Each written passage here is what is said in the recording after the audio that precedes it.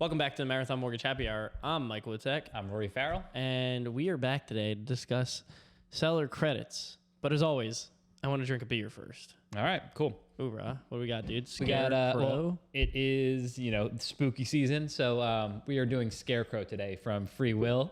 Spooky season. I want to, never mind. Just, You can tell I have kids. Yeah. All right. So I believe it's 5%. I did see 5%. 5%?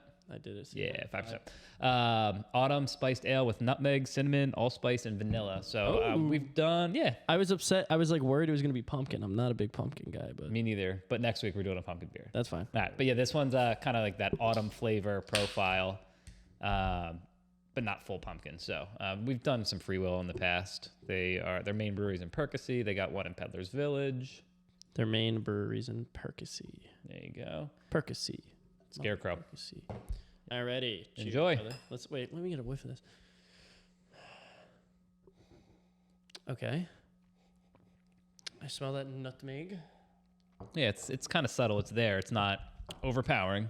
Like you could have more than one of these and not be like, whoa, this is too much. It's there in the aftertaste. Yeah. You get it for like a hint in the aftertaste. Not bad. Yeah. It's still on the lighter side too, as far as like color and. Yeah, clear. It's not too hazy. There you go, man. Look at you learning. All right, cool. So we've talked in the past about seller credits. There's so much that kind of can be talked about in seller credits, so we kind of, we try and keep these podcasts on the shorter side. What I want to discuss a little bit now is like tiers of seller credits, how much you can ask for, and then, we'll kind of get into it there. So depending on your loan style, loan type, and then also how much you're putting down, you can ask for different percentages of seller credits. Oh, So, true. I even forgot about that you could put more down depending on how much, or you can ask for more of a seller credit. there you go. So this is why we do this. Yeah. Right? Yes. Educate correct. you too. Yeah. So if you're putting less than 10, so this is for conforming conventional. So if you're putting less than 10% down, 3% is the max seller credit you can ask for. If you're putting 10% to 25% down, you can actually ask for up to 6%. Maybe you can flash a 6. No, I don't do that too much. And then if you're putting more than 25% down, you can actually ask for up to 9%.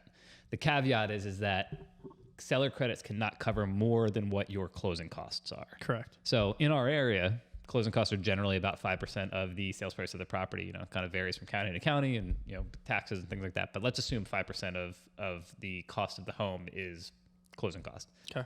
Now you could ask for a 9% seller credit and you could even negotiate it and get it.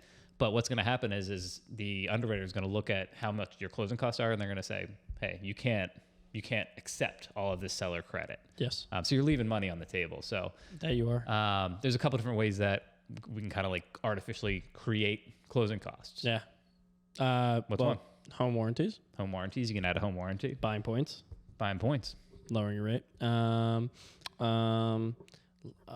Artificially inflate your costs. I mean, those are the two like kind of main the ones two the that main I ones. think of. Yeah. So home warranties vary how much they are. Yeah. What you want. Yeah, so you could get one for $500, you could get one for $1,000, and they cover different things. So that's something that, speaking with your realtor, they often have a really good idea of how to guide you on that. Yeah. So we can add that in. And then the other kind of big one is paying down your rate. So let's say you start with a 7% rate and you're paying no points, and all of a sudden you have like this excess $1,000 or $2,000 of seller credit that you don't want to leave on the table and you want to use. Yep. You could lower your rate. Let's say it's to 6 3/4. So your rate lowers, your costs go up, but doesn't matter because the seller's covering. Yep. So, oftentimes when you're getting a seller credit, you actually want that money to use for, replacing the HVAC or whatever the case is, repairing a flood situation, or, a leaky basement. But if you can't use it or if you can't accept it, then you don't want to leave it on the table. So we can artificially create some costs when we know what the actual closing costs are going to be. True. So, and other negotiations you can do, let's say that you can only ask for 3%, but you feel like you're owed, or you want to be able to negotiate more than that. You could ask your realtor, hey, can we have the seller pay for both sides of transfer tax? Can we lower the sales price and ask for the seller credit? So it's all part of the negotiations of the deal. In this market, you don't see as many seller credits in negotiations. However, the past couple deals that I've done, I've had some seller credit. I have one right now with a seller credit. Yeah, so I don't know if that's kind of an indication on where the market's going, or maybe things are loosening up a little bit. We're at least getting inspections now, I'm seeing more often, and appraisal contingencies. So that's all kind of a good thing for buyers. Yep. And that's something that's popped up a little bit more often. So just wanted to touch on that and the different tiers of what you can ask for and all that. So because a lot of people forget that, hey, I can ask for 6%, but if I only have 4% of closing costs, then you're leaving money on the table. Yep. Yeah. So I didn't have much to contribute there, but that was good. That was very nice. yeah, we in, we out. We in, we out. What's your win? My win. Oh, this is a good one. I have a client who was referred to me by a realtor. Since then, they went to new construction, so didn't use that realtor. But he's kind of always stayed in touch with me, and I've actively been trying to stay in touch with him. Yeah, I've heard this. I mean, he's been building this house for, I don't know, 6 to 9 months at this point. So just every month or so, I'll check in, hey, how are things going? You know, things on track. Finally, we're within like 30, 45, 60 days, depending on how long the final touches of the house come into play. But I was able to just kind of continue to stay in touch with him, continue to give him rate updates. Hey, you're within 60 days. We should think about locking if you want to do it. He was still kind of shopping around.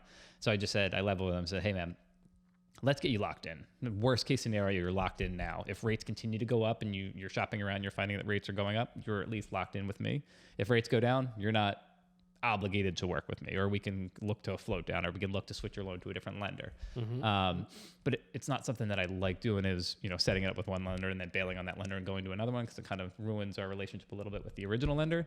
But ultimately, I was just watching him procrastinate and watching rates go up and up. And I just said, listen, let's just get you locked in. Let's protect you there. And then you're still free to kind of shop around if you feel like it. So that all happened this week over a couple days. And even when I first started talking to him 4 or 5 days prior, rates had gone up 1/8 and then 1/8 plus $1,000 in cost. So I think he started to realize, like, hey, the longer I wait, the worse this could get, like literally from day to day. So he finally got back to me. He's like, let's lock in, let's move forward, let's get going. And so hopefully that was a good move on his part. There's really no bad parts. Yeah. Rates go down for some crazy reason, he can always flip to a different lender. Hoorah. So just nice. looking out for the clients and trying to like give them an option where they win in either way. Cool. Whether it's with us or with a different lender. Yeah. So, nice. Win for you? Not really. I have a win, but I want to save it for our next. Your next guest? Yeah, our next podcast. Next guest. Okay. Next guest. But I would like to say something. Congratulations to Tyler and Jade on having their baby. I congratulated you guys a while ago on the podcast, but then Rory said it was inappropriate to congratulate somebody on getting pregnant within the first trimester or whatever. Yeah. So I edited it out and I didn't put it in, but if I could find the clip on my computer, I'll put it here. And now they had a baby. That's how long we've been doing this podcast. I know. By the way, isn't that crazy? We're it's over 35th episode, something like that. Yeah, we're well into the 30s now. I don't know. Moving along. So that's my win. That's my win. We've been doing this for that long. Yeah, that's pretty good. And we have yet. Maybe I've been a day late or two. It happens. Maybe you forgot the SIM card.